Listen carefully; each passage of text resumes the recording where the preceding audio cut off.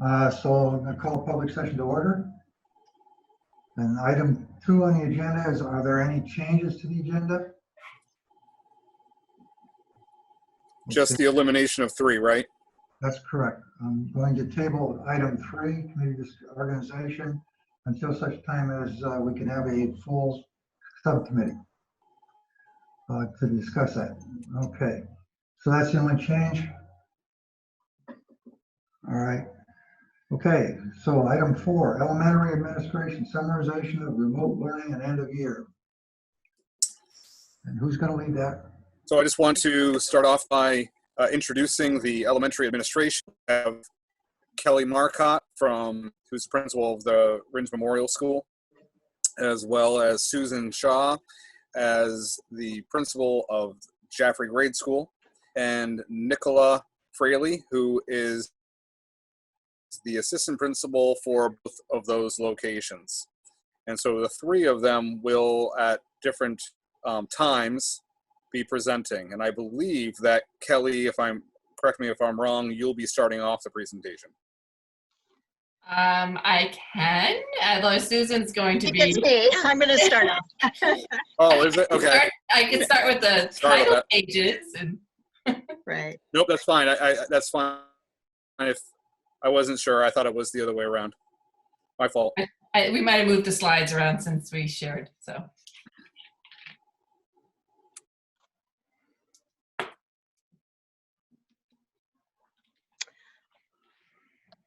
All right. Yep. Nick, you can go through the first couple or just our introduction here. So we labeled this a preliminary analysis because we got a great deal of feedback from staff at the end of the year. And we've done our first look through, but certainly it warrants a little more look through.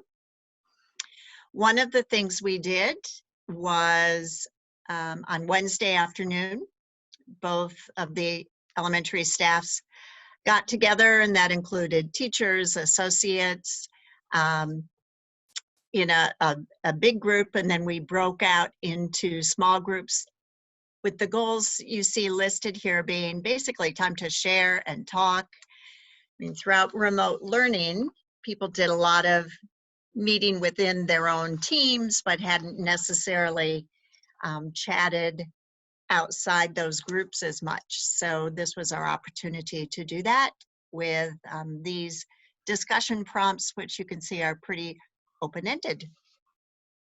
So Nick, you could.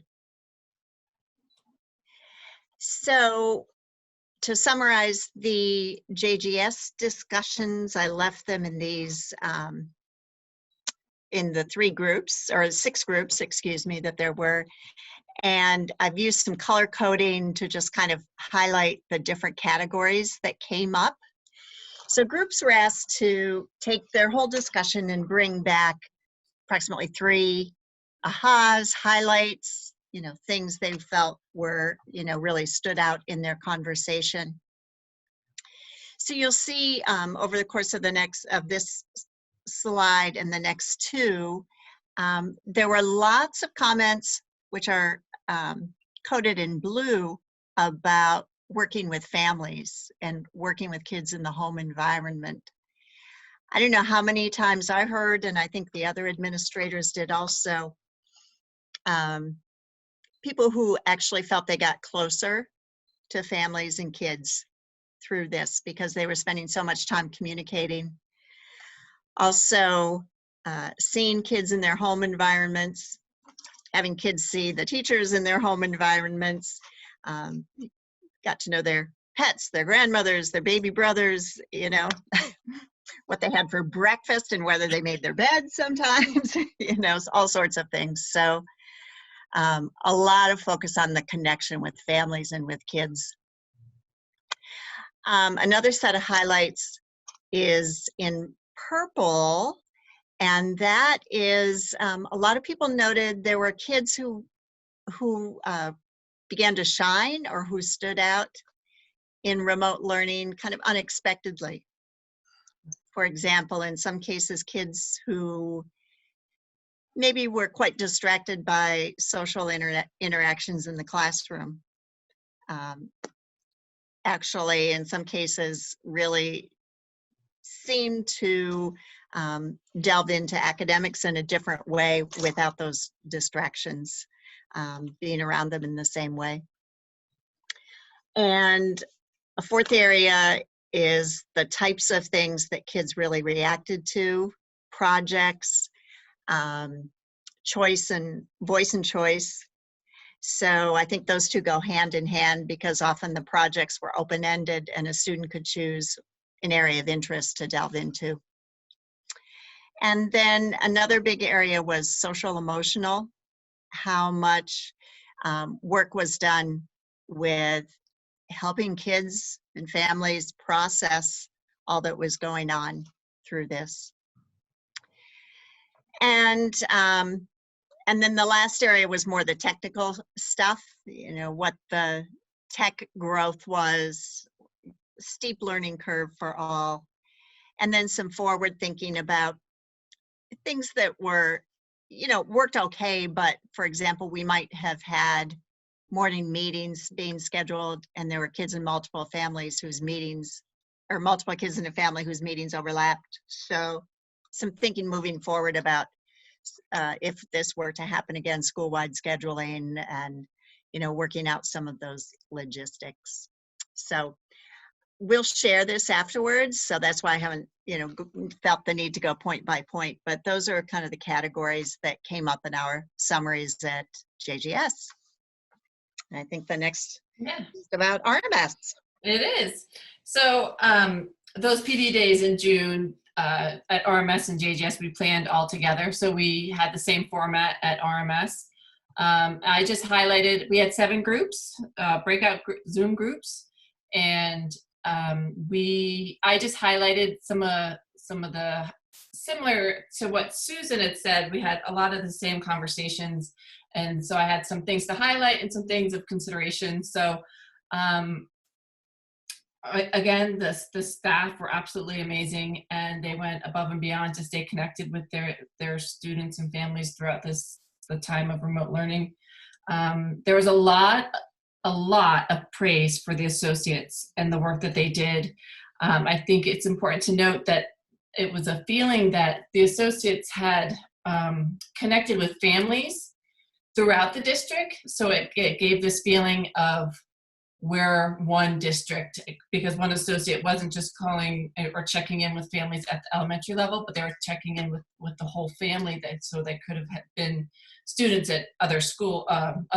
So it was a nice connection. The social emotional piece, there was a nice way for students, you know, they didn't necessarily have to say, you know, I'd like to go see so-and-so and go talk to somebody. They could go immediately and get support if they needed anything with the guidance counselor, behavior specialist, or any adult they wanted to connect with. Shortly after we started remote learning, we incorporated the half day of Flex Friday, which staff really appreciated. And I believe families also commented that it was a nice to have that on Fridays. Then there was a lot of, as Susan also mentioned this, that some students were able to thrive in that small group or one-to-one settings with that removal of distractions. A lot of parents saw some nice growth as well.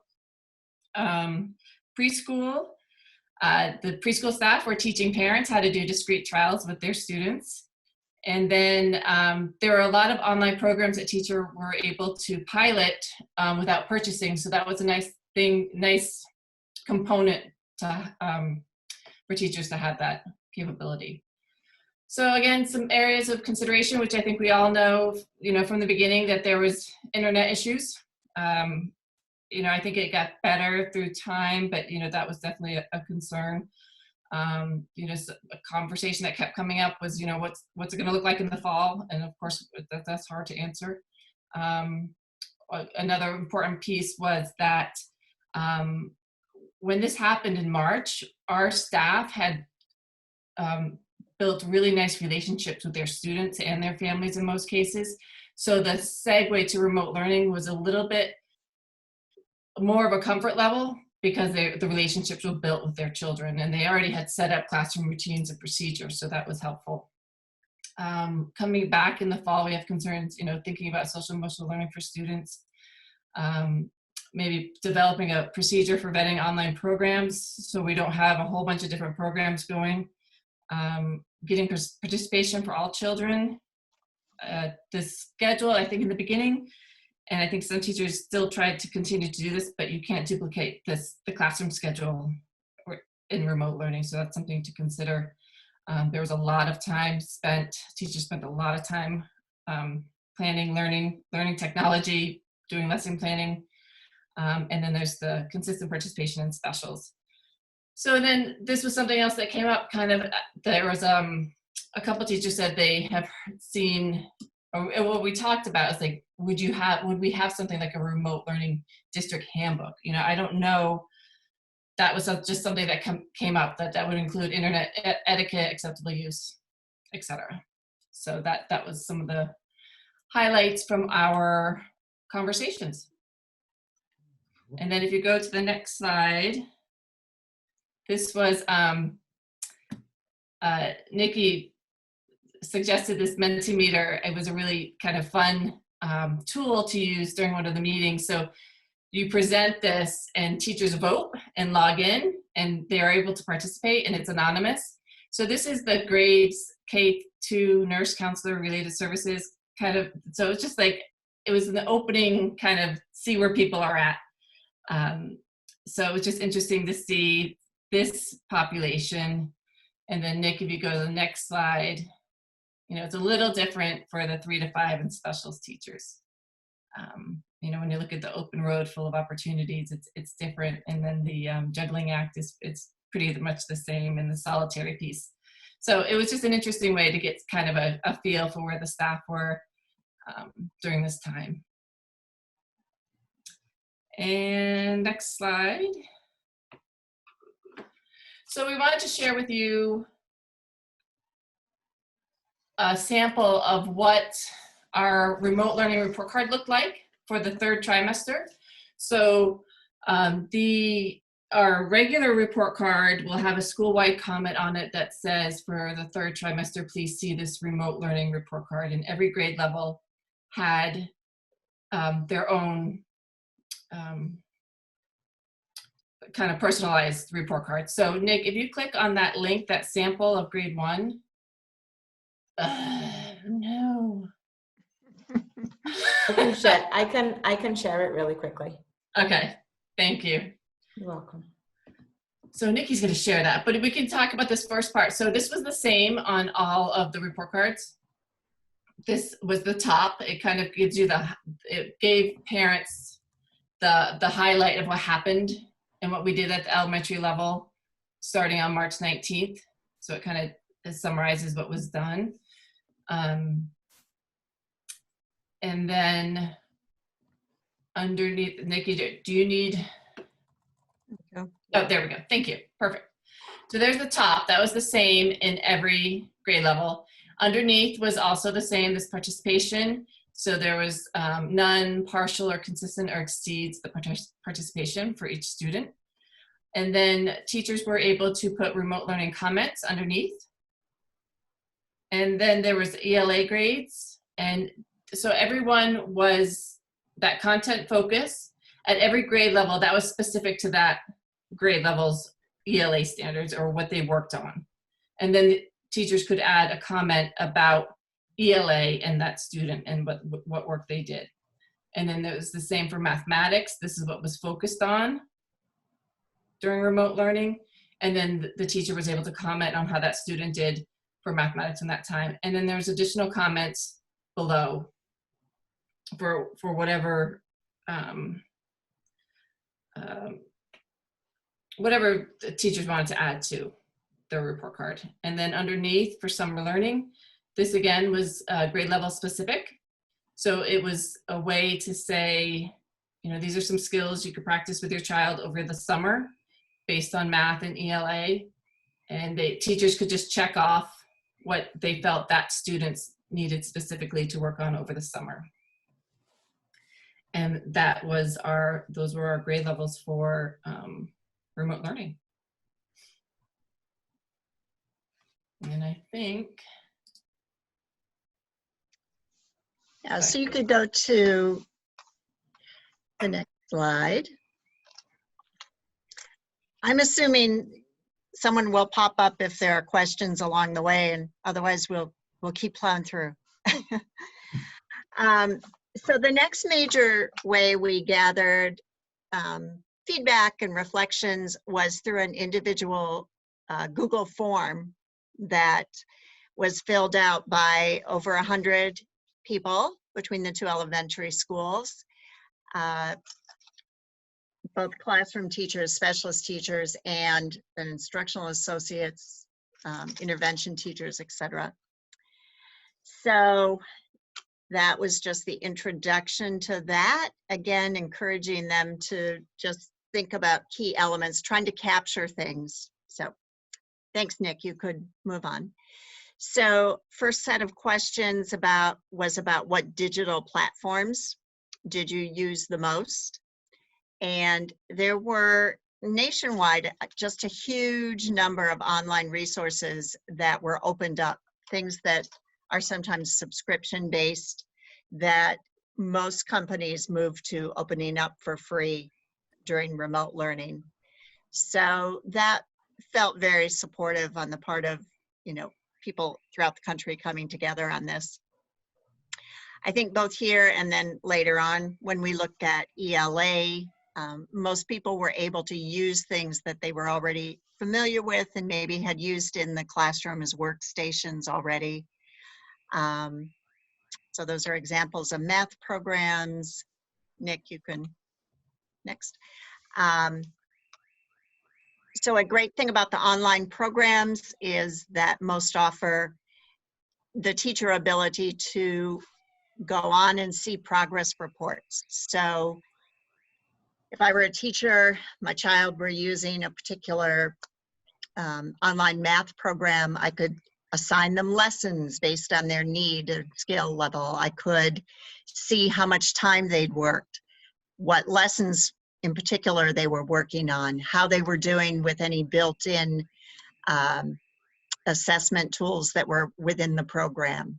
So the online programs really gave a kind of immediate feedback to the teacher as far as what kids were doing and spending their time on. Most classrooms people organized a little bit differently, but one common organization was Classroom in their Google Classroom would post either a weekly or a daily schedule. And there would be small group meeting times through Zoom or Google Hangouts, but then there would also be blocks of work time and students, again, sometimes that choice, you can choose to work 20 minutes in Moby Max or do a paper worksheet that you have at home, something like that. Next. And then these next slides are the same for ELA. Again, lots of resources made available for reading books online, and also then being able to take those and use them in lessons. So actually a teacher I was meeting with this morning showed me how in her Google Classroom, she had set up virtual book bags for kids. So an individualized click, I'm the student, I go to 6 things the teacher has uploaded for me at my reading level.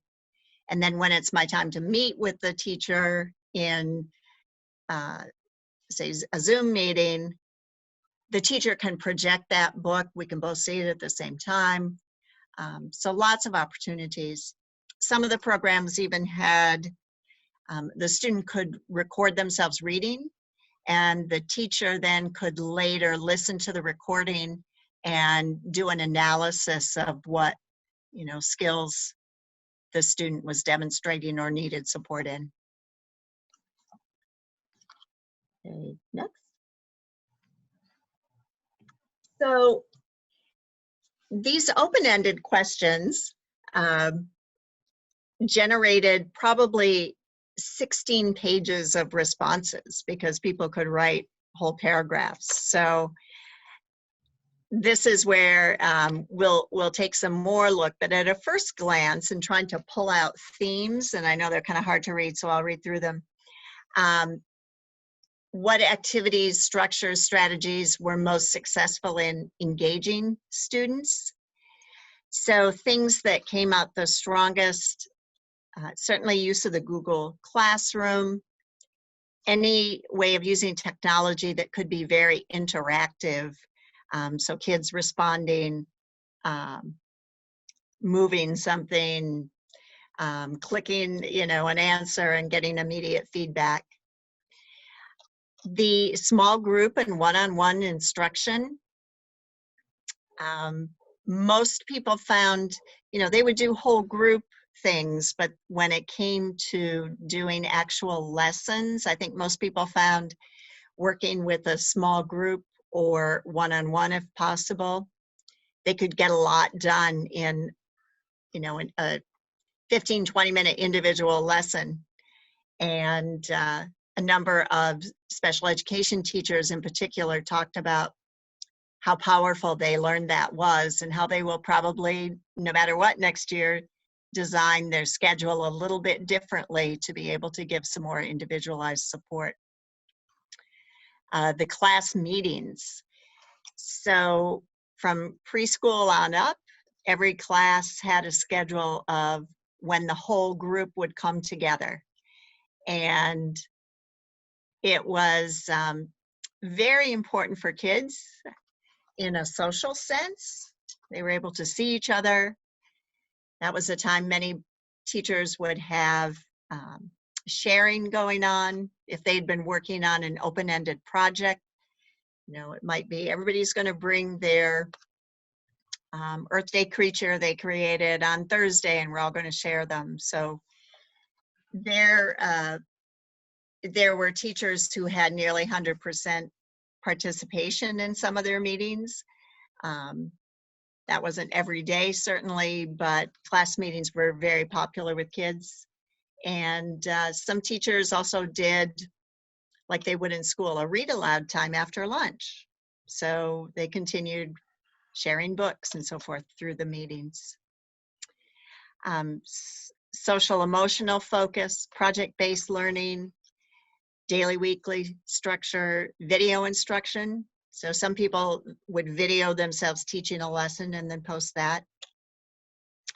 Being flexible, there were families that perhaps both parents were still working, whether that was out of the home or in the home. So a lot of, again, communication with individual families to say, here's, this strict time frame of doing this at this time doesn't work, but here's how we can work with you, and so that you can do things in a flexible way.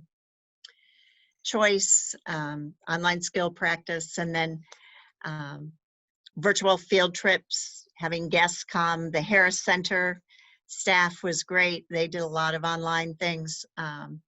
So all of those categories came up as things that people found really worked during remote learning. So surprises about how kids learned. As I had mentioned from the small group, there were surprises both in overall effort. There were kids who created some amazing logs of what they had done, and it was very impressive. Kids who excelled, maybe in a different way than they typically do in the classroom. The amount of parent support that people felt, the growth in handling the technology, even for the youngest kids.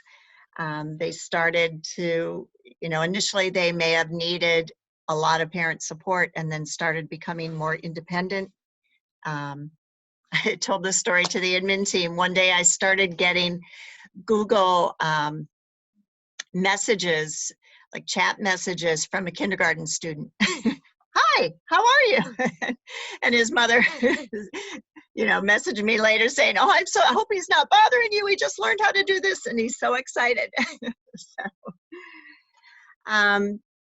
Again, very similar themes here. Engagement through choice, social learning, homeschool connections, executive functions. So, I mean, the exciting thing is that all of these things that people are highlighting are things that we have and will continue to work on in the regular school structure.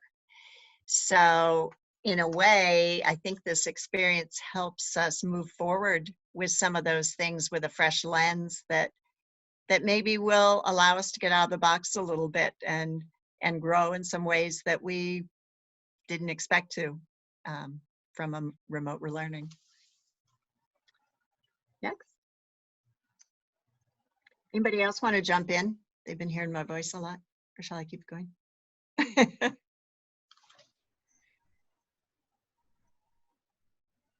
Okay. So again, a lot of comments about working with families, and highlighted some things there about the communication. The gratitude that we have heard from families has been really wonderful. We felt very supported. And people talking about how they see their child differently as a learner after this experience, or understand maybe some things that have been going on in school that they you know, had known about before, but now had a deeper understanding of. And also just understanding what the teachers are doing with instructional practices. I love seeing comments like, now I understand why you teach it that way, or some that I've put there about, you know, getting to know kids on a deeper level and families.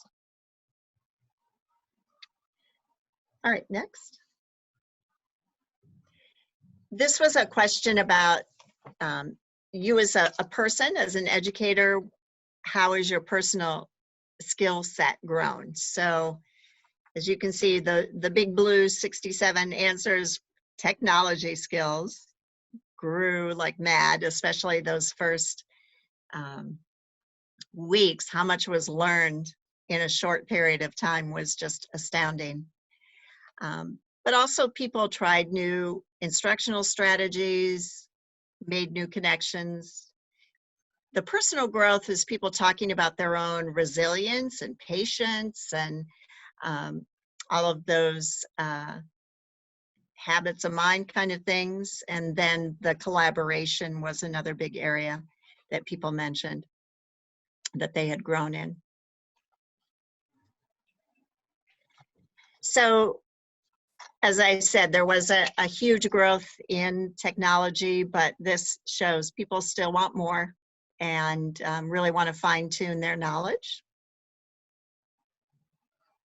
So lots of different areas of Google mainly, and how to use them instructionally and personally. Next. And You want me to jump in on this one? sure, go ahead. Okay. So again, so part of that, you know, what do we need to moving forward? And I kind of addressed this kind of in the areas of consideration previously, but that social emotional health and well-being, tools and resources that staff can use and students can use, so we can help assess that when we start. It'll be interesting, or we're not sure where students will be at when we return and how we'll return and what that will look like. So I think it'll be important to gauge where students are at with their social emotional health and well-being. Colleagues, again, this is a need that we had prior to remote learning, and you know, I'm grateful for the board support when giving us the elementary days, those half days. I think this will help, but again, this is something that is a constant need, is that time to plan and work with their colleagues. This goes back to the schedule of remote learning and what it looks like. The related services I commented on different platforms. There were a few that people found that were helpful. Boom cards was one, but still OT and speech and language would like to know, you know, if there are other platforms that we haven't quite found yet. The Children's Online Privacy Protection Act laws, I think becoming a little bit more familiar with those, and then refinement of assessment and grading with remote learning at the elementary level. And I think that's it. Do we want to pause and see if there are any questions about remote learning before we go to math?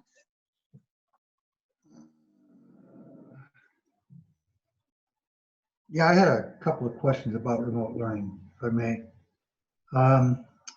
First, when we talk about the response and from parents, students, and teachers and instructional associates,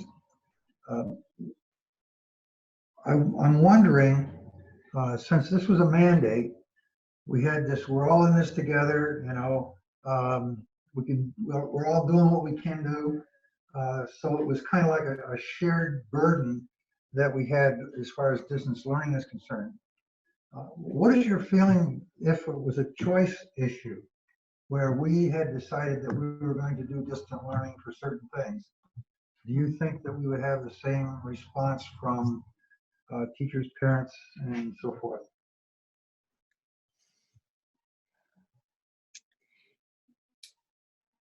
So I guess I'm not quite sure of the question, Charlie, sorry. Are you saying that, is the question, will So the question, parents and staff be as open-minded as they were for remote learning? Like, we didn't have a choice. So I think to kind of answer your question to some degree, I think a lot of things would need to come into place a little bit more. You know, that structure of what the day would look like, time for planning and collaboration, that remote learning possible idea of a handbook where it's clear what the expectations are for students and staff. I think the workload on various areas throughout the district was different, and I think that there would be a few things that would need to come into place. I think there was teachers, including administrators, got really burned. I don't want to say burned out, but it was exhausting. It was a lot of work, and I think there would need some structures to be put into place. And parents, I think parents, because of the situation where some were staying home, they were able to help their students. But as things start opening up more and more, parents are going to be going back to work, and they might not have the ability to be with their children all day to help them, you know, especially our little ones that, you know, need help kind of reading assignment lessons or things like that. So I think that would be a part as well. Right. I mean, certainly we also started some dialogue about what ifs and just coming up with ideas, but are really looking to state guidelines as far as what the fall is going to look like. I would find it hard at this point to make any sort of prediction as to if people were given an open choice, how many would choose remote, how many would choose to come back. And probably people's answers today might be different than people's answers August 1st, you know, the way things have gone. That's the challenge with all of this. And I think one thing I've heard from a number of staff members, and I agree wholeheartedly, the thing about this was, as you said, we just had to do it. And we had to do it in basically 3 days. So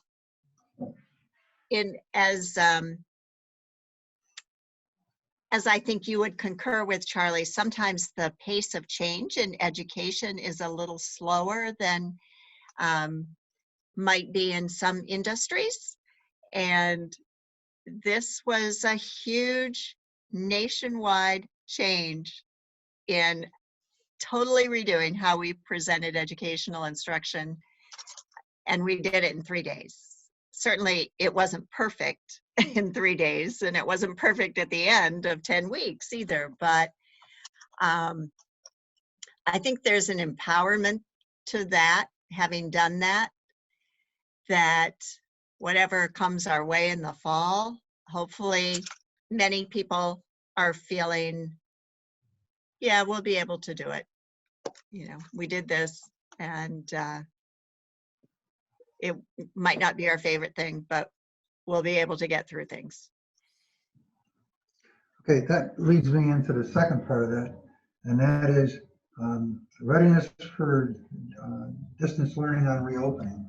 If you've had an opportunity to see what Massachusetts DOE has already given to their school districts in terms of the reopening guidelines and requirements, I don't think that the same thing is going to be true in New Hampshire, but it could be a precursor. And I'm not asking for any answers right now. I'm just asking, you may have already said that. Do you think that given those kind of constraints that we have enough time over the summer to get ready for reopening with distance learning or some fraction of distance learning? Yeah, I have not seen personally the Massachusetts guidelines that came out. I think I saw them briefly, and was one that the masks were required for all staff and students at all times in the building. I think that was part of it. Or was I reading something different? No, that's true, but they were also limiting class size to 12, which Right. included one teacher and one instructional associate. They required desks to be 6 feet apart for social distancing, and I don't know classroom-wise whether, from an elementary perspective, if we have the space to do that. So I would anticipate that if you're going to reach a larger number of students than 10, you may have to do it through distance learning. So that was just a thought on my part. Yeah. We did on Thursday, we had some meetings and the discussion did go there as far as, because people had seen the option of kind of a hybrid model where you had maybe half the kids in the building at a time and the other half doing distance and, you know, some combination. So we were able to do some brainstorming around that. And it felt good to me to know that we had at least had some ideas on paper. Certainly, as you said, it's going to take some time and planning to flesh them out if that's the way we go. And so I am hopeful that we get guidance sooner rather than later so that then we can know which way to go and how we need to, you know, maybe pull together a steering group or something. Well, I think that there is Ruben's forming a committee to look at that, but I agree, it's got to come from the state in terms of giving us some earlier ideas of what they're going to require. I had one other question, and at this point, people use different apps, okay, and my question was, is there any specific apps that matched our SAS standards more so than others? I mean, did we evaluate apps on ease of use, or did we evaluate apps on whether or not the content reflected the state standards? I think certainly a combination of both. And actually, when we get into the math, looking at the math resource recommendation, one of the programs or the program that we're presenting tonight has an online component. So it was one of them used by some teachers. So I think, you know, there are a lot of things out there, even when we're in school, and people use them to varying degrees as far as a station where students are doing work online versus on paper or something. And I think it's an area that we have both growth in, need to have growth in, and yet we have also had growth. So you certainly do need to evaluate things when you open them. Some are really fun and engaging, but they don't really have much of a bang for their buck as far as learning. So I think we have have made some gains in how we analyze programs, but I think we can also go further as far as how we look at them more in a cohesive way as a district, especially between the two elementary schools. Certainly grade level teams look at things a lot, but I think we need to broaden our scope of examining them. Okay, that's all I have for right now. Does anybody else have anything? No, just a comment that, yeah, we will be putting together an ad hoc committee. I've already had about 8 parents reach out wanting to be part of that. We certainly have other individuals we will need to reach out to make sure we have a broad representation, and that will include employees as well. And that will be set to be starting toward the end of June. Reason for that, and actually I was on a meeting today with a bunch of other superintendents, and that's very similar to what some others are doing. Some have formed their committees, but they're not meeting till then. Basically just saying they needed to just have a separation from this experience to that work. But also because the state is supposed to be getting back to us in early July. So not going too far down a path and then having information come to us that contradicts the work that we're going to be doing. One bit of information that I do have, and I need to talk to Mark from the bus company more in a deeper way, just to kind of find out whether the information he gave me is just for now or whether it's forecasted for the future, is that the size of the school buses are large school buses right now. In order to do the social distancing, it's about 11 students on a bus. And so that is a very interesting situation for elementary anyway, as we look into the new year coming up. I did just have one question regarding the apps. I kind of thought of it when Charlie was asking his question. So from personal experience, there were a lot of different apps used. And I'm just curious, and I totally understand that. Like, this was so new for so many of us, and I think there's a lot of trial and error in the apps. But I'm just curious if there was any discussion, among the grade levels about which apps worked, which didn't, and if there might be any sort of narrowing down and consistency between grade levels if we were to go into remote learning again with app usage moving forward. Yeah, again, I think it does tie into this next presentation on math, but I think the bar graphs that were shown as far as what was used the most, and then, as you said, there were lots of others. And some of it was, people worded things differently when they put marked other. But I think that definitely is a goal for us to be more consistent and figure out what works best. And I think to kind of piggyback on that is all those online resources were given, they're free. So that was a big, so people were like, whoa, everything's free. And we almost were getting bombarded with emails about remote learning and all this free resources, and teachers were as well. I know that we have used Happy Numbers in the past. And since we hopefully will be getting, using 2 other resources, some grade levels are realizing, Happy Numbers, we probably won't need that. So they are interested in looking at other online subscriptions, but we will be hopefully finding a way to not have 6 different online subscriptions, because we want consistency, and we don't want we also don't want to spend for a lot of money on online subscriptions when we can just try and be consistent with that. So that's definitely a goal, is to make sure that there's some consistency. Great.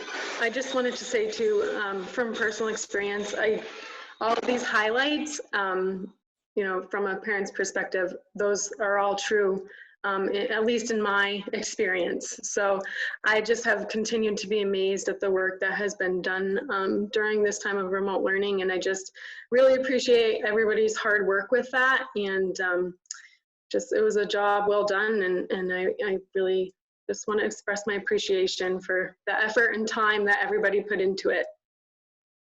That's great. Thank you.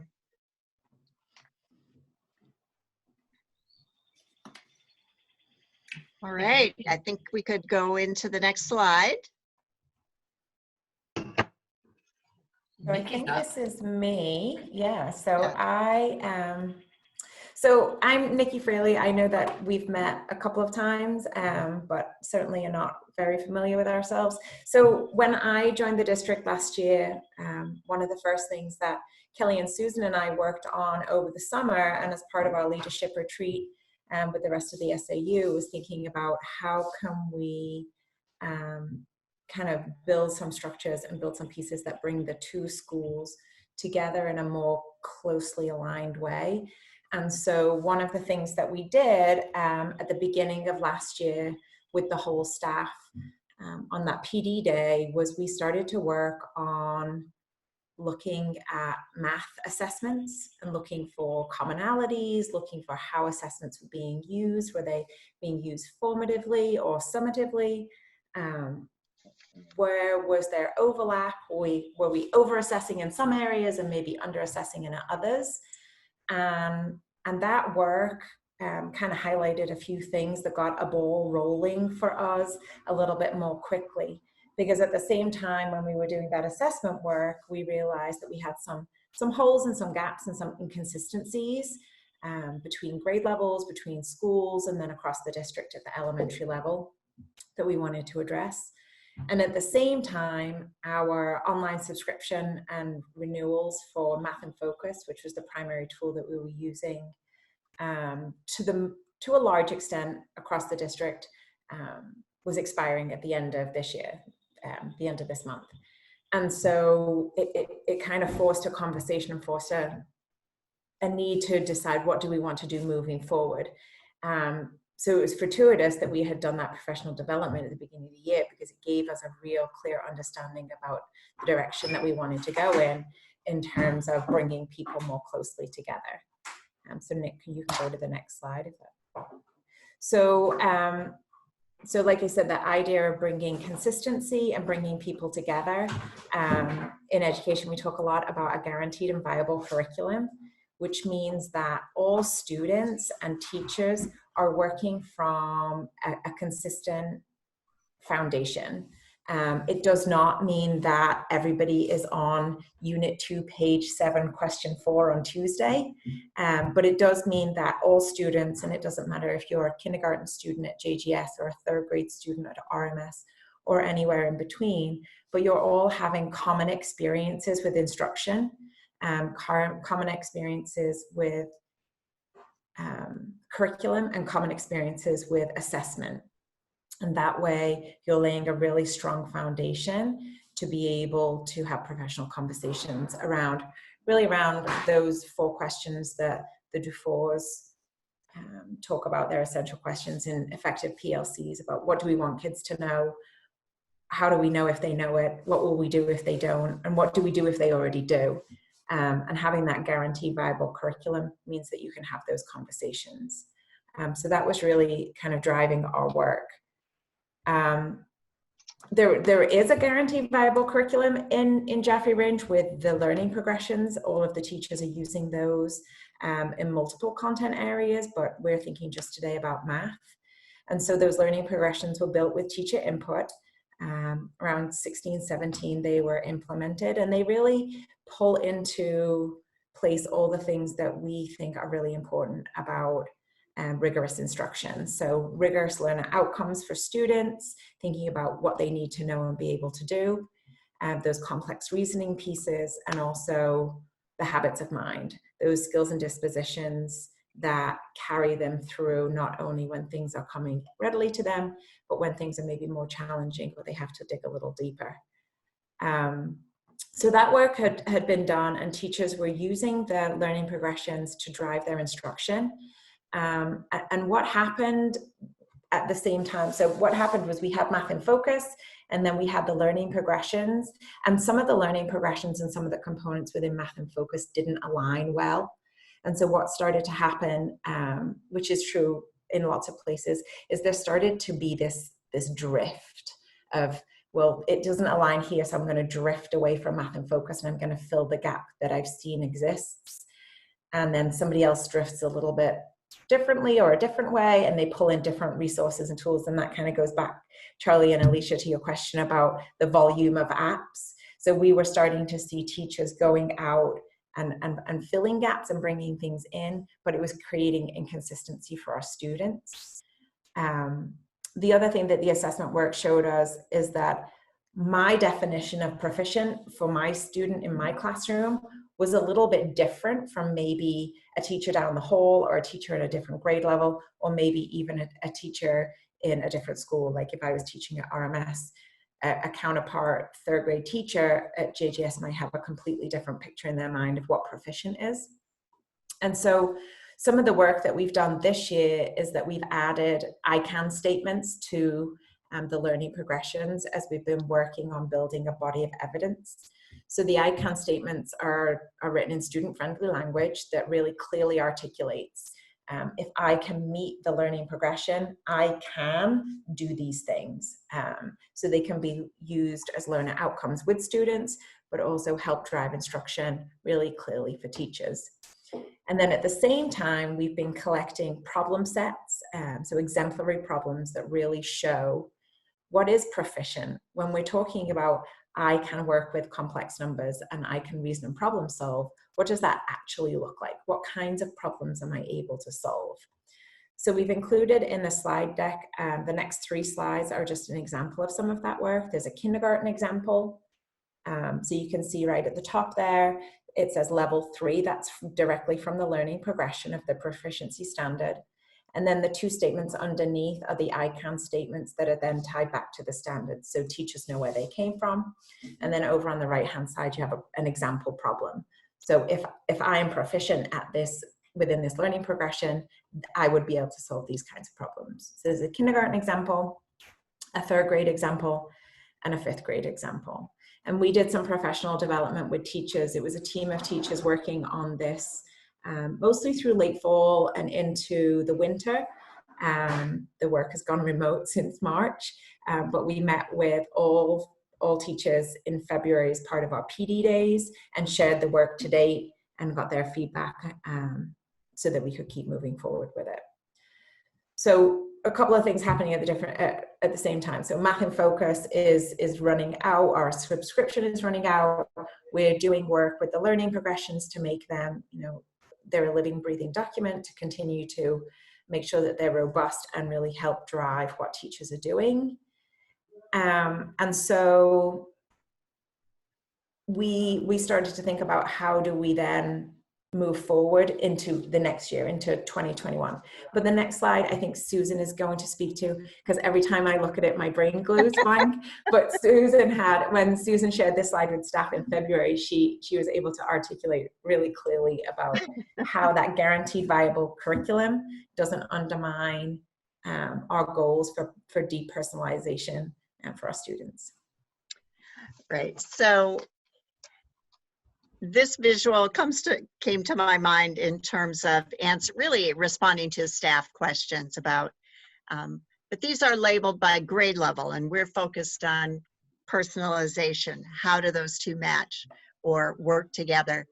So in a traditional, the one on the right that you're seeing, you'd have bands of growth labeled by grades, and perfectly sort of average student, might go up through those, meeting the marks. I meet the K marks in K, I meet the 1 marks in 1, etc. But what we are trying to do is on the left that, we still have to keep those grade level benchmarks in mind, but we could use those same benchmarks and take the labels off and recognize that a child, maybe on the green level, but they're age-wise on the red level. And, we can work with them where they're at, but we really have to know what the grade level standards are and what our expectations are so that we can try to accelerate if the child is not meeting them. We can know how to extend if the child is exceeding. So it's kind of like baseline and then be flexible with it. Thank you, Susan. So the next slide kind of moves now into our process of what did we do for our research and to figure out what our next steps would be for math. So in mid-November, a math research team committee was put together. It was voluntary.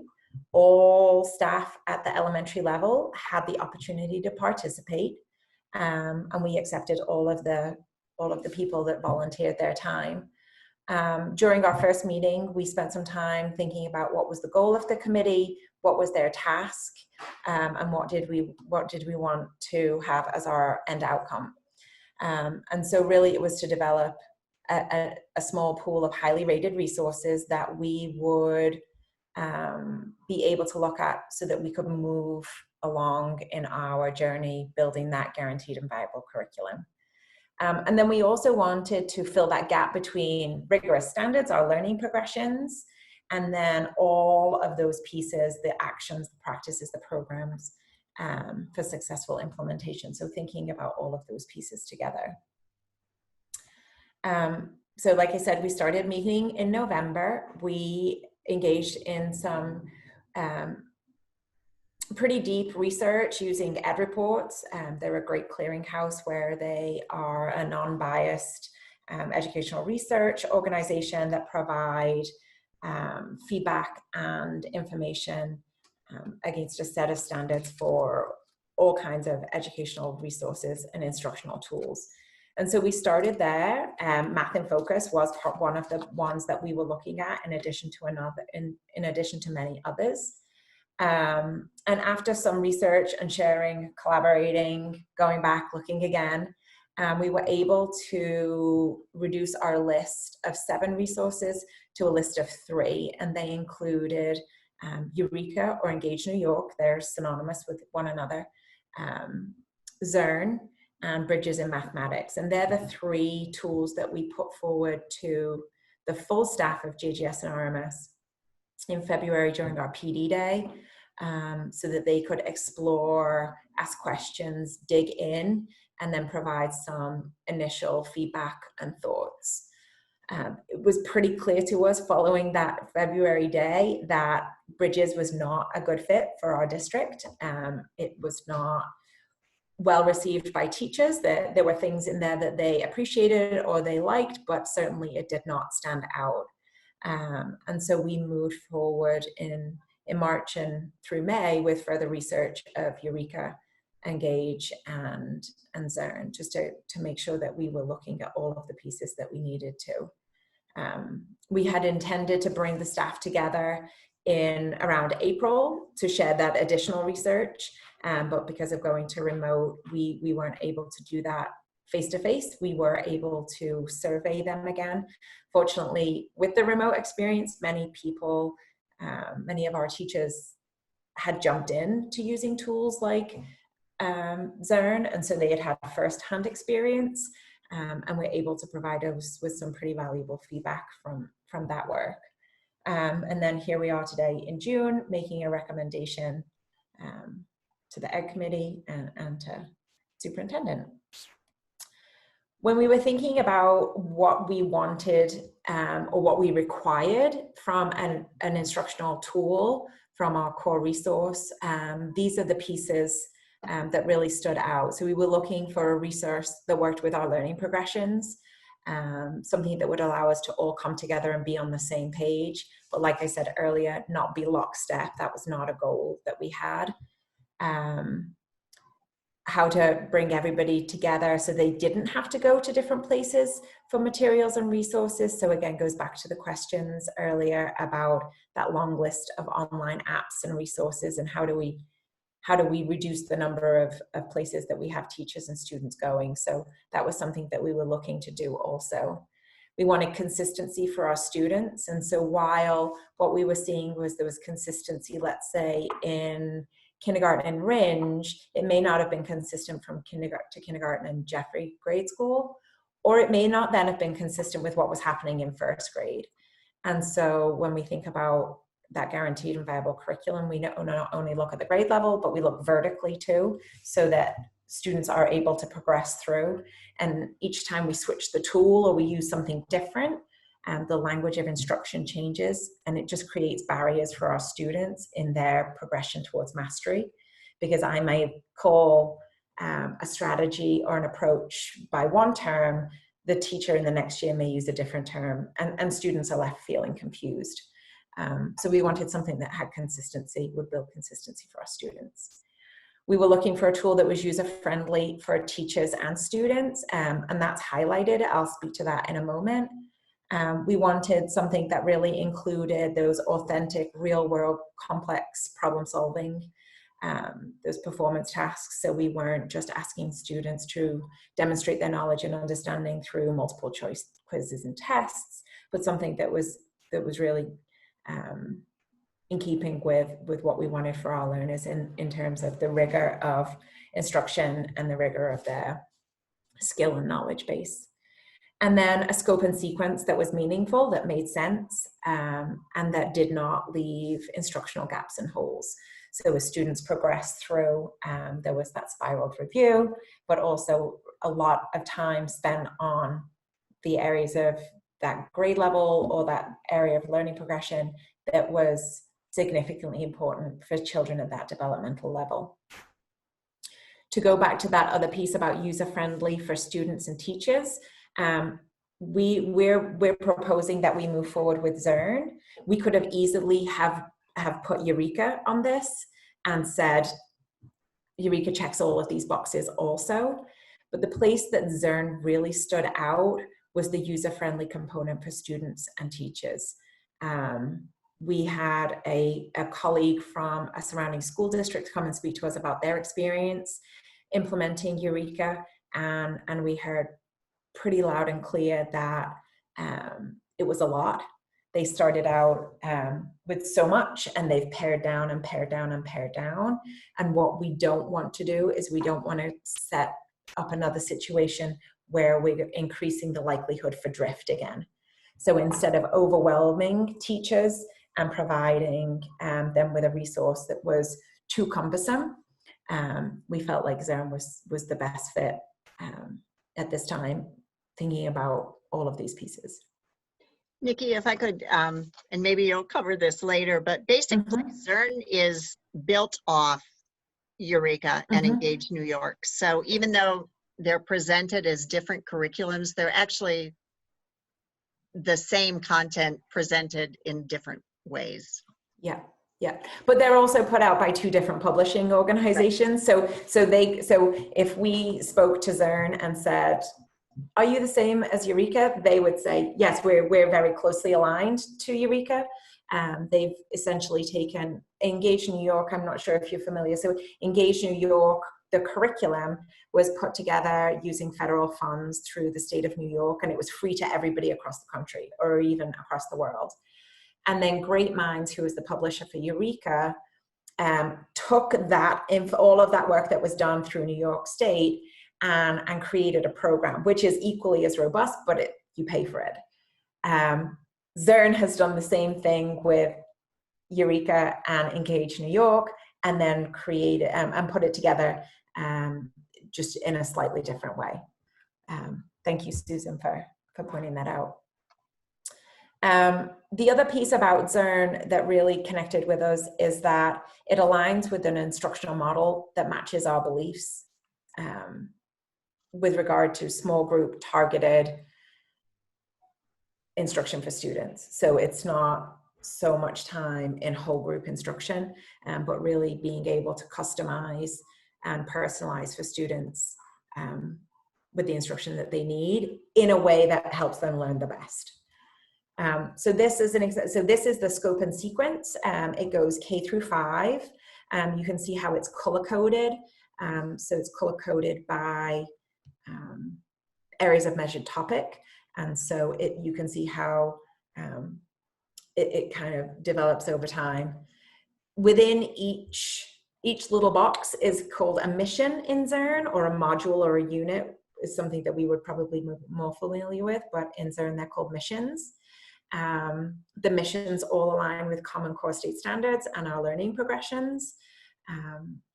Within each mission, the concepts are spiraled within and throughout the grade levels. So this is not your only time that you're going to see this, but maybe when I'm working with this concept in kindergarten, it's giving me the prerequisite skills and knowledge so that when I take it a little bit further in first grade, I have that underpinning knowledge, and then it moves me through all of those pieces. And then within each lesson, there are scaffolded supports that are faded throughout the lesson. So you start with some pretty direct instruction, but then as they progress through the lesson, those scaffolds are taken away as students show understanding with the concepts, and each lesson ends with an unscaffolded exit ticket. So a mini formative assessment every day, so I can get a really clear sense of where my students are today, so I know what to do tomorrow. Ruben? Yes, I was wondering if Charlie and Nick and anyone else who's on this, if you understood the terminology of scaffolding or unscaffolding. I mean, I think you understand the idea of a physical scaffold, but I didn't know if we wanted to explain that when we have, like, so it's scaffolding until they understand it, and then there's unscaffolded exit tickets. Can you just kind of Sure. put that into language that would be understood by, yeah. Absolutely. So I would think of it more of like an I do, we do, you do kind of model. So when you're starting out with instruction, we are all doing it together, and I as the teacher am modeling. I'm leading, I'm providing the academic language, I'm showing you, and then we progress to we're doing it together. So there's some back and forth. Students are maybe working with their peers to solve problems and have conversations, sharing out their strategies and knowledge. And then as they get more proficient, or you're seeing that their skill is becoming more automatic, that fades again till we get to the point where students are asked to demonstrate their ability to use the strategy or complete the skill independently with no scaffolds at all. So that would just be me presenting a question and then asking the students to solve the problem independently. And by taking that scaffolding down piece by piece, students are able to experience greater success, because at any point I remove part of the scaffolding and I see that they're not being successful, I can put it back in or maybe change my approach. Whereas if I just say, this is how you do multiple digit multiplication, this is how you do it, and I show you, and then I give you a list of questions and ask you to do it alone, students experience much more frustration and challenge, and it doesn't lead to great success. Do you feel like that's clear enough, Ruben? well, I do. Are there any questions about what Nikki had just stated? I understand what she said. I guess I'd have to see it in practice to relate to it better. Okay. For example, you have unfunded exit tickets. I assume that means that you have acquired that particular competency. Yes. Okay. Yeah, and I can speak to that. If we go to the next slide, Nick. So within Zern, that instructional delivery model, so how are we instructing kids? So like I said, we don't want to keep them in big, large groups for long periods of time, because all of our students are in different places with their knowledge and understanding, and so we want to move them along at their pace, but also with the most appropriate delivery model and with the most appropriate instruction. And so kindergarten is a little bit different than grades 1 through 5, because a lot of math in kindergarten is exploratory in nature. So they're investigating, they're exploring, they're forming that basic understanding of numbers and concepts, and doing some of those pieces. So I'm going to focus more on 1 through 5 for a moment. And so each lesson starts off with just a quick whole group fluency activity. Now, when I think fluency, I think about being able to read well or being able to add numbers quickly. But within Zern, that is not what we're thinking about with fluency. What happens during that time is the kids will, it's kind of a hook, and engage them with a fun practice of a previously taught concept. So kind of getting them warmed up. And then do some warm up for the upcoming content in the lesson. And then solving a word problem or two, students would work collaboratively with their peers. They would be reasoning and problem solving, and then sharing their strategies, engaging in that mathematical discourse. So I solved it this way, how did you solve it? And sharing those ideas back and forth, which we know helps our students to be really robust mathematicians. And then from there, the practice part of the lesson, this is the really neat part of Zearn, is that it's really customizable to the students that you have in your class. And so the expectation at this time is you're breaking into smaller groups, targeting the skills and strategies that students need in a way that they need it. So students would be engaging in digital lessons with that scaffolded support. The digital lessons are broken into 4 different areas. So there's like a number gym. So that's that fluency that we would think about, like quickly adding numbers, quickly doing these things. Some lesson aligned fluency. So I might have a warm up in a multiplication lesson where I'm just adding and subtracting. But then my lesson focused warm up may be on some simple multiplication facts or strategies. And then the guided practice part of the lesson involves a math chat. So you're kind of guided through a video where they're presenting a problem and then showing you how to solve it, and then presenting another problem and giving you all the things that you need to solve it. And then students would manipulate things on screen or manipulate things on their desks to solve the problem. And then they would do another problem if they were successful with a few scaffolds. So maybe the important words in the question are not highlighted for me anymore and I have to find them myself. Or I have to determine how many groups something's going to be broken into if I'm dividing rather than the lesson telling me. And they go through all of these pieces. And at the end of that lesson, students engage in something called the Tower of Power, which is, it's kind of like a little mini assessment to see where are they in their understanding. And students have to be able to complete all the questions successfully in the Tower of Power to be able to receive that paper exit ticket. So if they're not successful in the Tower of Power, they're making mistakes, the digital lesson will actually say, it seems like you could use a little extra practice. Let's go back to the lesson and do this part again. Or let's look at it from a different way. And those pieces are adaptive based on the individual student that's working in that lesson. Which is really neat.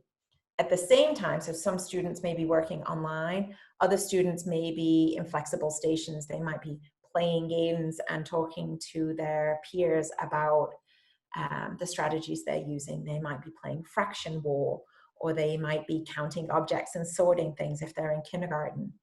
And then the rest of the students are in that small teacher-led direct instruction where I can really target the instruction that they need.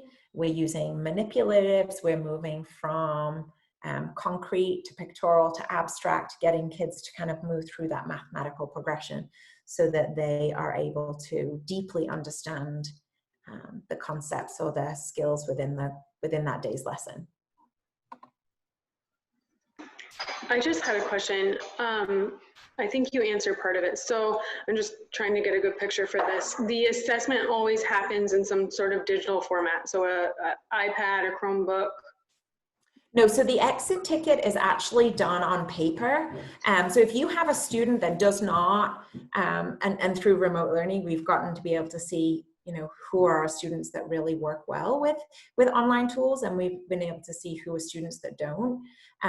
So no, it is not the only way. It is a way that teachers can go back and look at reports and say, I see that this student was doing well until they got to this part of the concept and things started to fall apart. So when I bring them into my small group, I know what I want to target.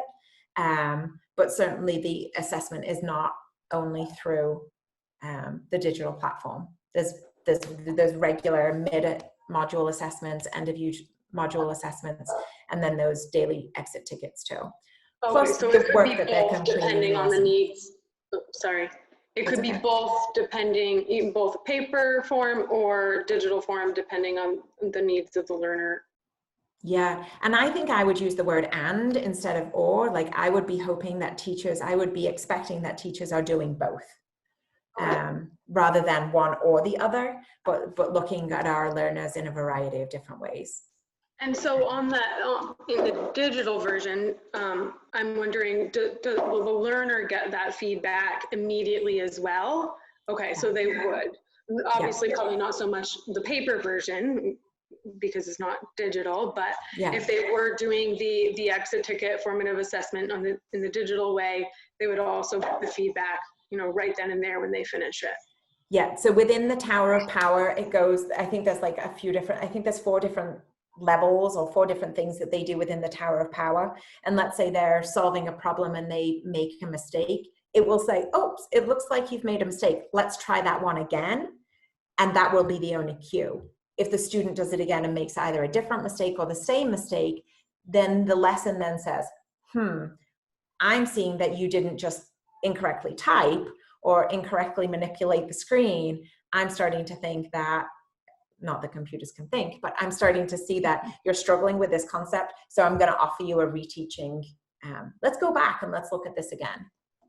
Okay, I love that. Can you just describe to me what happens if they pass the Tower of Power, if they get all of the questions right? Do they automatically go on to something else? Or is that it for the day? And then tomorrow it will sort of move them along in the next, part of that concept. So you could have a student who whizzes right through. So as soon as they have completed the Tower of Power successfully and they've answered all of those questions, it unlocks the next lesson. So you could have students move pretty quickly. But as a teacher, I can also assign students to a different, so if I have a small group of students and we're working on lesson 7, and I have another small group of students and we're still working in lesson 2, I can assign the student the appropriate lesson within Zern. So I can move students more quickly through if that's appropriate. Awesome, that sounds amazing. Yeah, it's pretty neat. Ruben. Does it have the ability to do what you just explained, for instance, through grade levels? Like if a 2nd grade teacher had a student who was really working on a 4th grade level, they could do that within the same classroom setting? Yep. So teachers have access. All of the materials are available online. In fact, that's the only way to get your teacher's manual is online. There is no hard copy, which is great because it cuts down on consumable costs. But teachers have access to the curriculum K through 5. And so if you're noticing that you have students who you're in a 2nd grade classroom and most of your students are working kind of right where they need to be, but you have a handful that are not in either direction, you can move them and then you could tailor your instruction to match where they are. The nice thing about, and we'll talk about it in a slide, in the next slide, so we could probably go to that one, Nick, if you like. Jen Horn was able to get some funds through grants to be able to pay for a digital platform, a digital tool to be used K-12 or pre-K to 12. So all students in the Jeffrey Ringe School District, starting now through the end of next year to start with, will also have access to MobyMax. I see MobyMax and Zern as being a really nice, almost like a dovetail. And the reason, so Zern is the curriculum, what I'm teaching from day to day, the things that I'm doing now.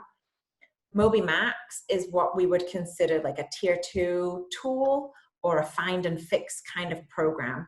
And so what happens is students take an assessment within MobyMax and it will say, so for an example, a 4th grade student takes a math assessment.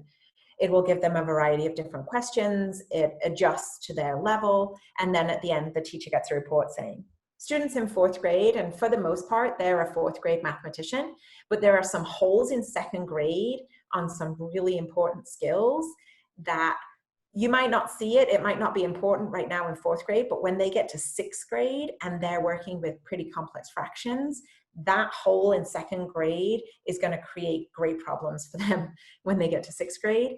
And so then that Moby Max provides a very targeted, very deliberate lesson on that second grade standard.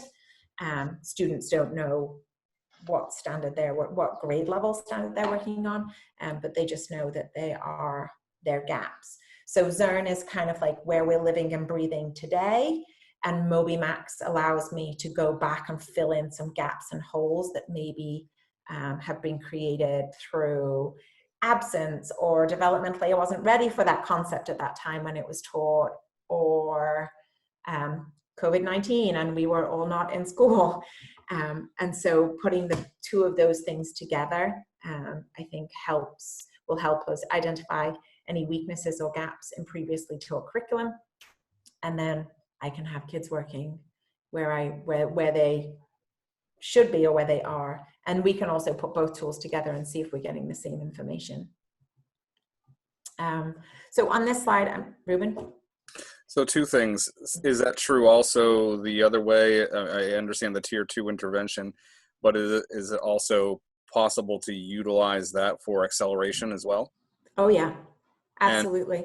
And I would assume, and maybe Zern does as well, and maybe you're going to, you know, if you were going to cover this, just tell me you're going to cover it.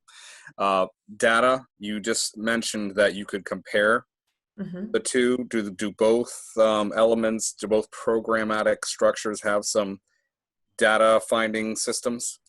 So they both programs report out on this at the standard level. So we could say, Moby Max says that my student is proficient in this standard, but Zern says they are not. Or, oh look, both programs are saying that my students are proficient with these standards. Great. I'm going to focus over here on these ones that they're not. And we will talk about the reporting and some of the features within Zern in a moment. I'm kind of a little bit of a research geek about effect sizes and things like that. So in educational research, an effects, every analysis is done, and statisticians figure out what the effect size is, and everything has an effect size. If it's above 0.4, it's statistically significant to show that it's very impactful for students. If it's between 0.0 and 0.4, you know, it's somewhat helpful. And you can go below 0.0, and research shows that some of these things have a negative impact. And so this slide here just shows you all of the pieces that are checked off on the left-hand side are all components that are included within Moby Max.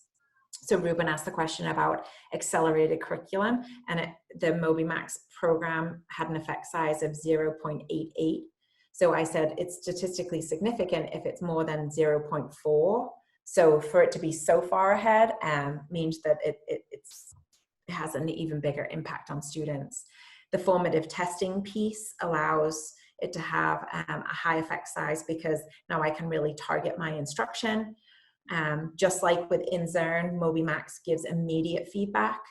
I have a 4th grader myself, and she actually uses both of these tools.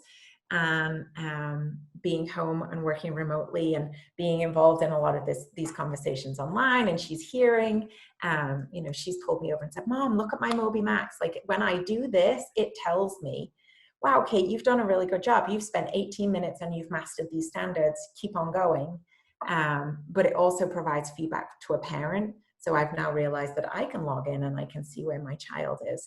So it's not just the teacher that has all the knowledge, the student does, the parents do, everybody has all of that knowledge to be able to make a plan if something needs to change, or to keep working on the plan and moving forward if it's proving to be successful for that student. And you can see in there that parental involvement is checked too. Again, I'm kind of thinking just about math today, but Moby Max, the platform that we have for the next 13 months, also includes language arts components.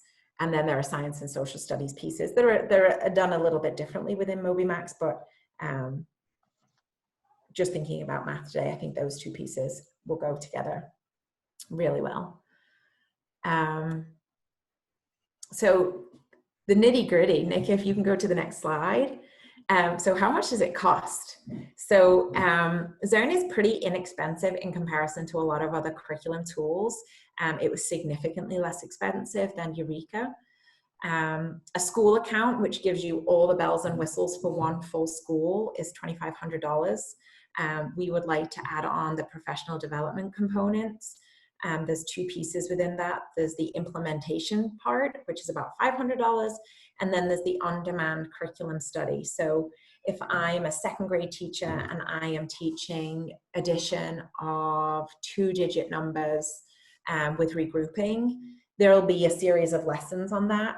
I can pull up the videos, and it teaches me as the teacher not only how to deliver the instruction, but it provides me with professional development so I understand why I'm doing it that way and how, like I said earlier, how it will connect to students' greater success down the line, maybe once they're outside of my grade level. Not all too often, but it's not unusual for teachers to say, I have this much time and I have this much curriculum I have to get through, so I'm going to weed some parts out. And sometimes what happens is we weed out the parts that we don't think are important now. But because we're not a 6th or 7th or an 8th grade teacher, we don't understand the impact by weeding those parts out has. So this PD online, the on-demand PD, really helps to solidify their conceptual understanding of math and why are we teaching it this way, and how will it help them later when they're getting to their fractional reasoning and doing much more sophisticated math. The school account includes access for everybody, so teachers, administrators. You're able to look at and manipulate and do some reporting at the student level, the class, grade, school, and district level. So we can really dig deep and have great conversations with our teachers about how our students are progressing or not, and what's working well.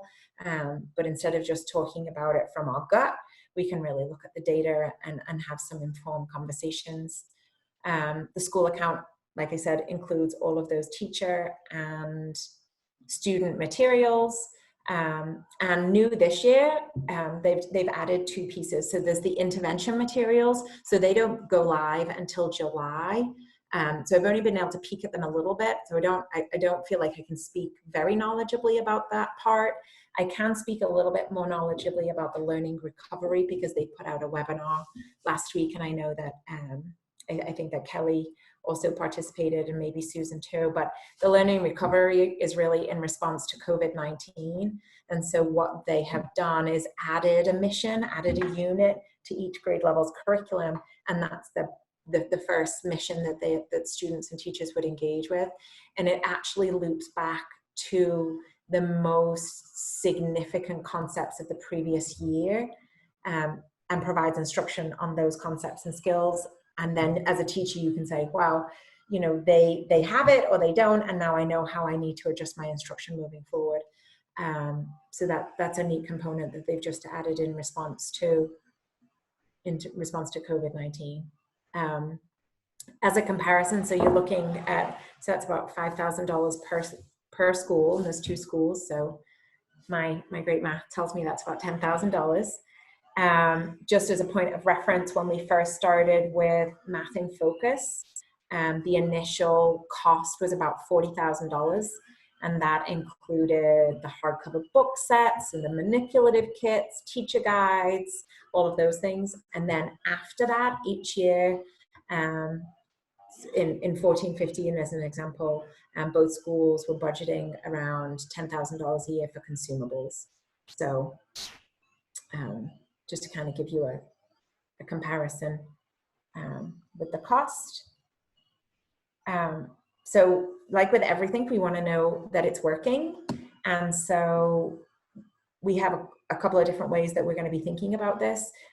With the added half-day releases, early releases this year, we really want to use our PLC time with our staff to be looking at data and to be looking at assessments and instruction and making meaningful adjustments as needed. So we'll be using that time in addition to already scheduled PLC grade level meeting time within buildings. some of the tools that we could be using or we plan to use to look and see the effect that we're having and make sure that it's the effect that we want. So looking at our New Hampshire SAS interim benchmark and summative assessments, looking at our NWEA data, the classroom assessments that come out of using whatever tool you are using. So in this case, it could be those exit tickets, the mid and end of module assessments, looking at the Zern reports and the Moby Max reports to see, you know, are all of our students struggling in the same area, and what does that tell us about our curriculum or instruction? Or do we have subgroups of students that tend to be doing particularly well in one area, and how can we generalize what's happening there to other students that are maybe not? So using all of those pieces of data to be able to determine if it's working. The nice part about that is that some of those pieces I can access daily. I don't have to wait until New Hampshire SAS and wait for my data once a year. At the end for the summative assessment, we can be doing that work daily, by unit, annually, like I said, at our early releases, the 3 times a year, and then also be doing some comparisons by cohort group. So how are our girls progressing in comparison to our boys? How are our, and you could do it by any subgroup, but really looking at how are our students progressing. But we can do that immediately throughout. And the last slide in the presentation just speaks a little bit more about that new component, just based on our earlier presentation with remote learning and how Zern will help support our students and our teachers moving forward with what could potentially be some significant learning gaps because of remote learning. But we also heard about students who have been significantly more successful than maybe they are during regular school. And so also being able to see, no, students that we thought may be coming back with some gaps have actually had those gaps filled, and they're ready to rock and roll and move on maybe in a way that we haven't projected. So that's that nice component of Zern. And I can certainly share with you links to overview videos, both for Zern and MobyMax, just to kind of, so you can see some of the pieces that we've talked about with regards to what do the lessons look like and those scaffolded supports. I just had one question going back to the professional development. So you mentioned that there was the $500 one-time training and then an online component for staff training. Is that online component going to be optional for staff, or is there a plan, a schedule to make sure that everybody receives that training? So we will definitely be using some of our PD time at the beginning of the year. Oftentimes it's a juggle, right? We could probably spend 4 weeks with our teachers doing PD at the beginning of the year. But yeah, we'll certainly be doing professional development. I sent an email out to staff today. I plan to drip feed them information all the way through the summer with PD opportunities and different things that they can be participating in. So they're ready and comfortable in a way that works best for them. We will be, I can see how we would be using some of those curriculum studies to bring a team of teachers together and do the unit or do that 1 hour lesson or video together, and then have some collegial collaborative conversations about, so what does that mean for you and how are you going to do that in the classroom? Because while we said we want this tool to have that guaranteed viable curriculum, we don't want to be all on the same page at the same time. And we certainly don't want the approach to be cookie cutter either, but we want our staff to be able to collaborate and share effective instructional practices. And so some of the things that we can do either through staff meeting or those small group PLCs is use these PD materials to structure and facilitate conversation and sharing. So yeah, I see it being both on your own and also structured and organized, so that not participating is not an option. I think a great thing we've learned during remote learning is the power of meeting in this way. So we've had the limitation of, we don't get the 2 elementary school sets of staff together that often because of the logistics of we have this amount of time and they have to travel. Now we can call a Zoom meeting, and I think we will probably find we have more cross-school meetings than we have in the past. Yeah. Ruben, you had a question also? I was more of an observation that it seems like it would be that on-demand training, as it sounds, well, on-demand is what it sounds like, meaning it's personalized for the individual. So the individual says, okay, I really want to be successful here. I have a little bit of a hang up. I can now go in the moment, get the information I need so that I can improve my instruction immediately. Yeah. I think a statement I would make, Nick, would you be able to go back to, I mean, it might be like 3 slides. It was with the analytics. It was the, yeah, it's right there. I just thought, I'm very familiar with Eureka and Engage New York and the rigor that is expected from that specific curriculum and how it was designed and developed and so forth. What I hear, and I don't know Zern as well, but what I hear that is really great about what you've presented anyway is when I look at that top one, the formative testing, and we've been talking about assessments and formative assessments, and also the third one down, the immediate feedback, those two having such a massive impact on student learning, and that those 2 items in particular I see seem to be very much embedded in both of the Moby Max, but also the Zern itself. Would that be accurate? Yeah, absolutely. I muted myself because I think my neighbor just decided to mow their lawn, so I apologize if there's background noise. But yeah, absolutely. Those 2 pieces are really strong and present throughout both of the tools. Okay, I have a couple questions. First one is about cost. There was an other down there, about $28 per student for printed materials. Okay, so what I would be looking at is what is the total cost? Because if you're talking 10K, 5K per school, then we need to take the total number of students times $28 and add that in there as well. So that comes up to more than 10K. So the print materials are an optional, that would be by teacher or by grade level. The print materials that you get for your $28 are pretty limited, and you have access to all of those things online anyway. So some grade levels may choose to purchase those, but it is not a requirement of the tool, and it is not a requirement that we have because all of the materials are available online. So I would like to see an estimate, okay, best case, worst case. Okay. Because we don't know what the teachers are going to do. If it's optional for the teachers, then we should have some kind of best case, worst case scenario. Right, Charlie, I could add that if we chose to purchase those materials for 300 students, so in one school, it would be $8,400.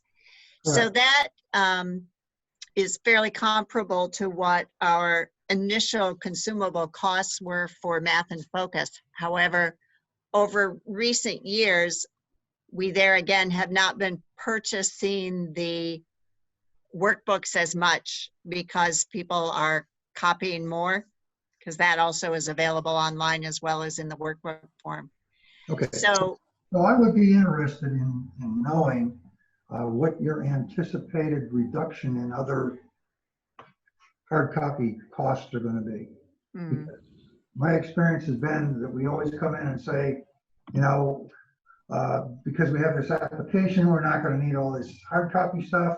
And as it turns out, we need the hard copy stuff anyway, or teachers use it or whatever. So anyway, that's one aspect of the cost that I'd like to see.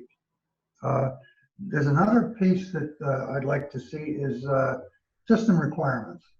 Okay, what are we going to require in the area of servers, internet access, Chromebooks, you know, storage, what other apps are we going to have to put on there besides this one? So it's critical that we understand that it's just not one application. There are multiple applications that we're looking for students to use, and we want to be able to ensure that they can use them.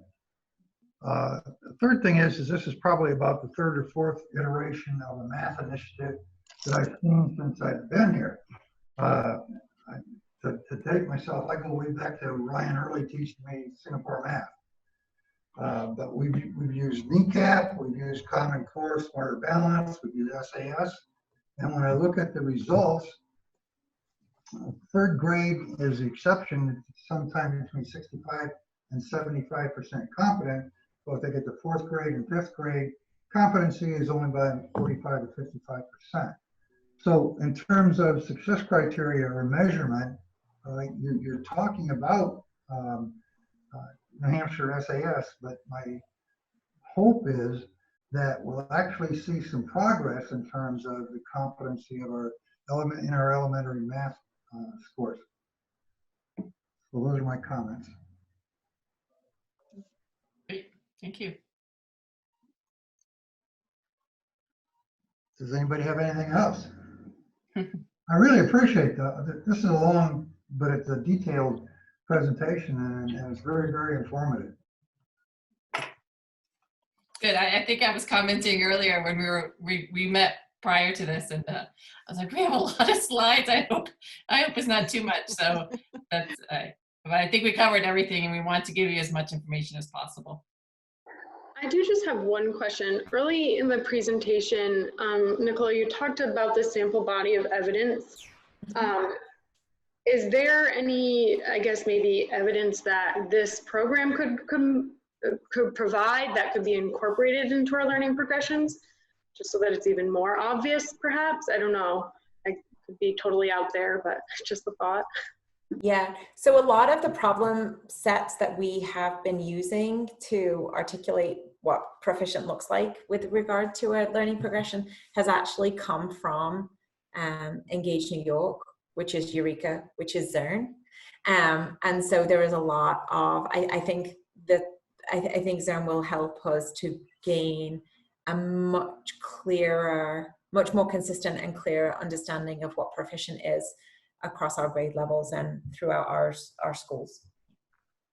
Okay, that makes sense. I think, that I hope that this program will allow us to achieve that. Mm-hmm. And it sounds like it will, so I'm excited about it. It sounds, I was part of some of these early conversations, and one of those conversations was, I said, I really want to make certain that whatever tools or resources that we use, that it promotes where we want to go. And so we wanted that personalization or customization ability. We also wanted to make certain that the way it was set up was going to, at the very least, encourage the types of best practices in the classroom or the learning environment, whatever that environment is, so that we would have a little more uniformity that way as well. Sometimes when you purchase a program, and if you go step by step, it gets very stale. Mm-hmm. And so one of the kind of goals that I was hoping to have for this, or I had for this, was that we would find something that would not become stale, but would provide that flexibility and that added punch on a regular basis. And I think because you have the on-demand PD, that is also a significant piece to that. Yeah, could I speak to PD? Were you gonna, sorry, Ruben, did I? No, I was just gonna say, the fact of the matter is, it's the only, and I understand Eureka and Engage New York very well, and their problem sets are fantastic. And so if these problem sets are very similar to that, or one and the same, mm-hmm. then we're gonna be talking about consistently exposing and immersing our students into higher level thinking on a regular basis. which is fantastic. But also this, what I'm hearing is that this adds, it's got an additional piece where it will support the teachers to be able to be more flexible with the students and their speed of learning as well, which is not something that that is particularly easy, and certainly not with our current resources. Just because you were talking about PD, it triggered a thought too, and we did not include this in our slide deck, but when we had the colleague from a neighboring district come and speak to us, and this is something we all know all too well, is that, you know, the tool is only ever as successful as the teacher that is delivering it. And so one of the things that we are doing, and I've had emails from teachers today saying, Nikki, you said you were going to give me more information about this. We're strongly encouraging teachers to participate in some PD this summer through through the New Hampshire Learning Initiative, and then the state of New Hampshire DOE has provided some grant funding. I don't know if it's through COVID-19, but so we're encouraging our staff to participate in some professional development, really targeting that conceptual understanding of building their math background so that they're not just teaching lessons from Eureka or Engage or any program, but they're teaching mathematicians about math. So it's really professional development for teachers about math and building their conceptual understanding, not professional development about how to use this tool or how to use the online system, but really about how to teach math and how to adjust your instruction based on what you're seeing your students doing. The professional development is called OGAP. It stands for the Ongoing Assessment Project. And I can share more information with you about that if you're interested in learning more, but we are encouraging staff to participate in that. You know, it's their summer and they get to choose, but many are eager to get involved. But that's absolutely critical, because like you said, the app is nothing but a tool. And if we're going to impact the results, okay, it has to be through our teachers. And they have to be able to know how to use that tool and how to use it creatively. Mm-hmm. So I think it's really, really critical. That it's probably the most critical part of the of any application is the ability to use it, because there probably are features on many, many apps that people don't use. And if we're going to purchase an app that it gives teachers the ability to structure individual learning for each student, then we need to be able to do that. So. And a nice thing about this program, Charlie, you mentioned being exposed to different math philosophy over the years, and Singapore math and Math and Focus highlighted the sequence of concrete, pictorial, abstract. Zern does the same sequence. What's called a bar model in Singapore math is called a tape diagram in Zern. So we are building on some of the math knowledge that we've worked to develop. Our work with Mahesh Sharma, you know, all of that can be applied within this new tool, which is great. That's great. Yeah. So any more comments? I have a question. Yes. I have a question. These are for the board members here. So we have board policy that talks about the board approving these sorts of things right here prior to implementation. And so we do have a board meeting coming up on Monday, and I do know that we would want to, you know, continue to move with purpose. What would be the next steps, for instance, for getting the information to the board that we need to in order for them to, for the 7 to make a informed decision? I'm still new here, Charlie. Well, I would think that we should share this video with the board. Okay. Ask them if they want to, to go through the entire detailed presentation. I think that we should provide a subset of that, something a little bit higher level to the board that we can get through in probably a half hour or less. That would speak to what it is, why we need it, and what the results are going to be. That's my guess on what it should be.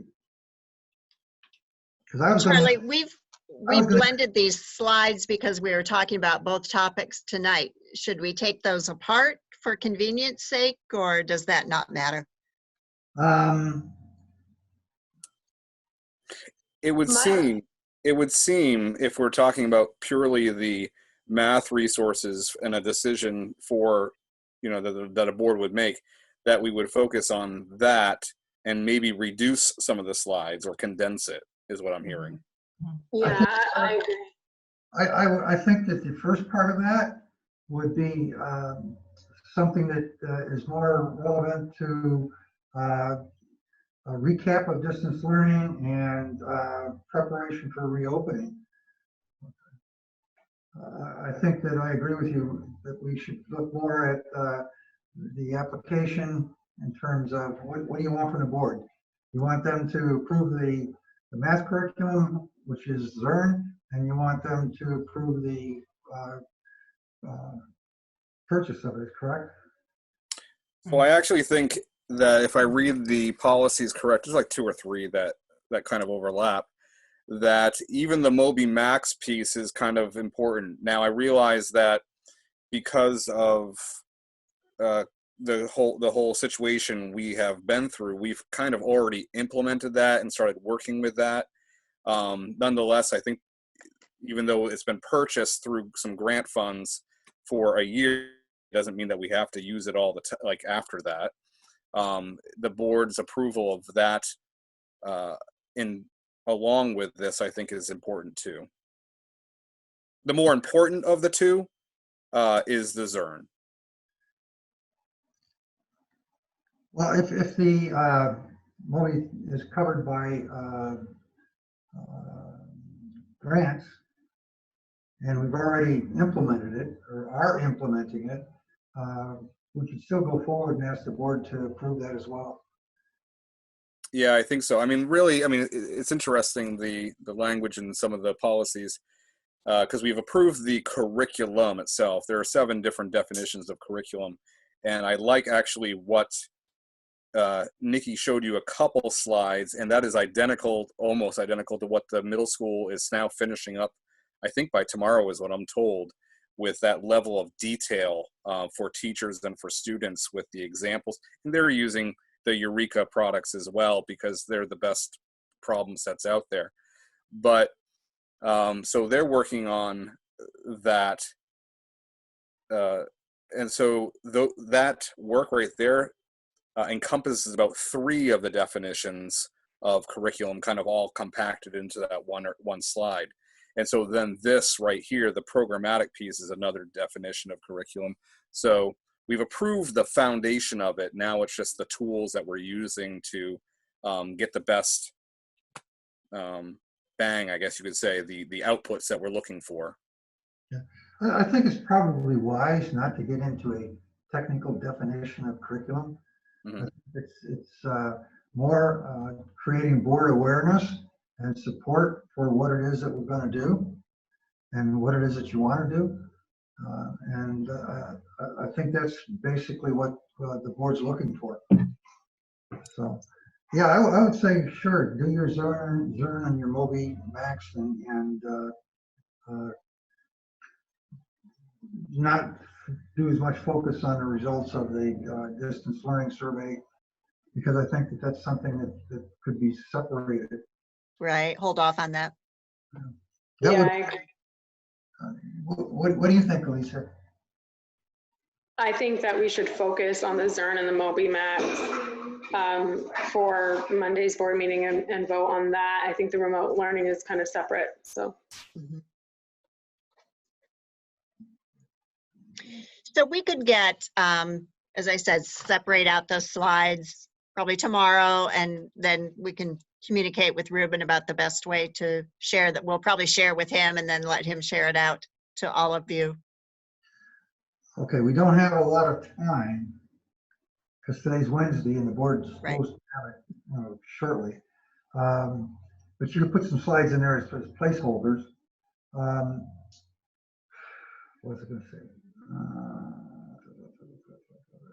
Charlie, would you like us to revise this math presentation? Would you like us to make it shorter? Yes. Okay. We can't go to that level of detail, and that's what I'm. Is there a way back that we can inform the board that there's an expectation that they'll review this video? I mean, I can send something out if you can tell me how they get access to it. I think the best thing to do, so after this meeting's over, there's a conversion process that takes place to get the video so that I could actually put it up on YouTube. Then I would put it up on YouTube. So I can't give you any sort of link or anything until I actually have it, completely downloaded, which we're going into, beyond 2-hour territory. So it might take me a little bit, but what I can do is, I'll let everything upload, and as soon as it's ready to go, I could send out an email to the entire board, say, here's the video of tonight's meeting. We would, we'd really like to start progressing forward on this. Please view this video as soon as you can. We'll be sending out slides with the agenda, hopefully, which, we work on posting on Thursdays anyway. And then, hopefully everybody would have everything they need by Thursday. They'd have the weekend to review it. And then, hopefully we could have a smaller presentation and maybe act on Monday. That would be my thought. Okay, you do that, and then once I see that, I'll follow that up with a message to the board. Sounds good. Nick, can you split the video? Can So I there's a remote learning video and then you have the math component. What I would probably do is I could do the entirety of the video. I could split it, but I think what would potentially make more sense would just be to give like some timestamps. Yeah. And there's a way that I can do that where in the body of the YouTube video, it would just say, to go to this presentation, click here, and then it would set you up with a spot. Mm-hmm. Okay, thank you. Yeah. And Nick, does the video would show the slides that were projected at the same time as our? Yeah, so what the video is going to show is it's going to show my screen share. So whatever's on my screen right now, we'll see. We'll also get, I'm working on 2 screens right now, which is why like you see me kind of moving back and forth and looking down at my notes throughout. So I have my main screen, which is going to show as the YouTube video, but it will also pull in, some of the, talking heads, so to speak. And it'll put them on the right side of the screen. So they won't see everybody, but they should be able to see, the most prominent people that are talking.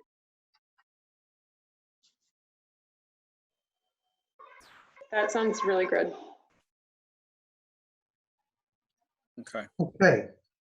Is there anything else that anybody wants to comment about? I just want to thank Susan and Kelly and Nikki for doing such a fantastic job and for working in such a collaborative and deep manner with the staff through this year and even during this remote learning time frame, which, well, Susan, you said you're right. I mean, we've learned that we can meet as larger groups, and so that's been a good thing, but I don't think it's been easy. Well, I've said this, it's been a great learning thing for the 3 of us, because in a typical school day, we might talk to each other for a minute or 2. And especially at the beginning of this, there were times we were meeting 2 or 3 hours at a time, multiple times during the week. So it's really helped us as a team to learn how to work together in a new way. Well, that's fantastic. So, okay, if there's not anything else, I don't have any committee matters or future items. Do you, Ruben or Alicia? I do not. I don't have any at this point in time. Okay, so shall we adjourn? Did we need any public comments? I don't know if we had anyone from the public. We did not. So We do have one person. who's that? I just have a name of Caitlin. Oh, well, if Caitlin has any comments, let's hear 'em. I don't see anything on a chat, so.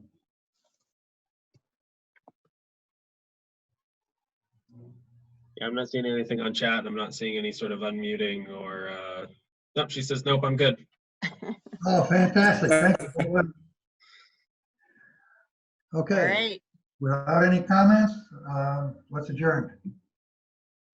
All right. Thanks, everyone. Thank you. Thank you, you. everyone. Thank you. Good night. Good night.